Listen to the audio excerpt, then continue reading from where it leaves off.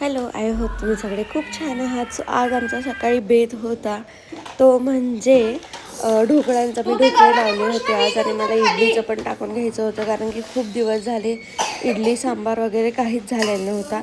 So इथे मी घेतलं होतं प्रमाण 2 कप हे तांदूळ आणि 1 कप ती उडदाची डाळ. छान असं धुवून घेतलं. धुताना तुम्ही बघता इथे मी मेथीचे 4 ते 5 दाणे टाकते आहे आणि छान वॉश करून घ्यायचं. डाळ 3 वेळेस आणि तांदूळ 3 वेळेस. इथे हे कृष्णवी पण मला हेल्प करत होती. तिला ना सारखं म्हणजे मी जे करत असते ना तेच करायचं असतं. छान ती वॉश वगैरे करायला पण हेल्प करत होती. मग ते करून घेतलं ना सगळं वॉश वगैरे की झाकून द्यायचं आणि मग संध्याकाळी दळायला घ्यायचं. तोपर्यंत ते वॉश करून ठेवून दिलं आणि मस्त असे ढोकळे पण रेडी झाले होते.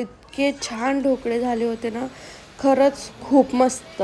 त्यानंतर त्याच्यावर द्यायचं ते फोडणीचं जे तेल असतं ना ते मी करून घेतलं होतं. त्यामध्ये जिरं, मोहरी, मिरची टाकून घेतली होती. छान असं पसरून घेतलं, कट करून पसरून घेतलं ते तेल त्याच्यावर. आणि इथं बघताय तुम्ही इतके सॉफ्ट ते ढोकळे झाले होते ना, खरंच खूप छान लागतात. तुम्ही पण नक्कीच ट्राय करून बघा. मी तुमच्यासोबत नक्कीच रेसिपी शेअर करेन.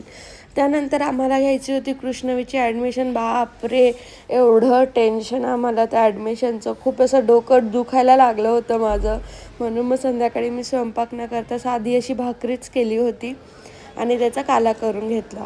सो जे सकाळी मी पीठ म्हणजे डाळ तांदूळ धुवून ठेवले होते ना इडलीसाठी, सो ते मला ग्राइंड करून घ्यायचं होतं.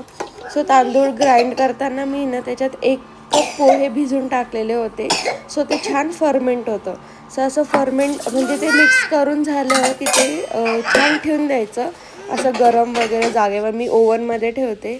आणि सध्या लग्न आहे आमच्या घरी, तर कसं मेकअप करायचा, काय करायचं ते मी इथे करत बघत होती की कसं मला ते सूट करेल.